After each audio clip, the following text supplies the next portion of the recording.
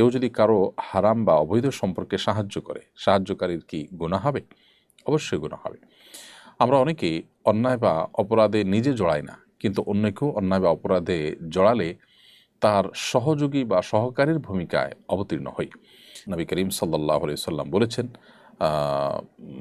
আমাদেরকে সৎ কাজে একে অন্যের সহযোগী হতে। আবার একইভাবে তিনি বলেছেন, মান সান্না সুন্নাতান সাইয়্যাহ, যে ব্যক্তি কোনো খারাপ কাজের উদাহরণ সৃষ্টি করলো বা ধারা সৃষ্টি করলো, ফালাহু উইজরুহা ওয়া উইজরু মান আমিলা বিহা, তাহলে যে ব্যক্তি তার এই ধারা শুরু করার মাধ্যমে যত মানুষ খারাপ কাজ করলো তাদের সবার দায়ভার তাকে নিতে হবে। তো আপনি এখানে একজন একটা খারাপ কাজ করবে, সেটার যদি ধারা চালু করার ক্ষেত্রে ভূমিকা রাখেন, সেক্ষেত্রে দায়টা আপনার আসবে। এছাড়া সূরা মায়েদার ২ নম্বর আয়াতে আল্লাহ রাব্বুল আলামিন বলেছেন, ওয়ালা তাআওয়ানু আলাল ইসমি ওয়াল উদওয়ান, তোমরা পাপ এবং সীমালঙ্ঘনের কাজে, গুনাহের কাজে কেউ কারো সহযোগী হবে না।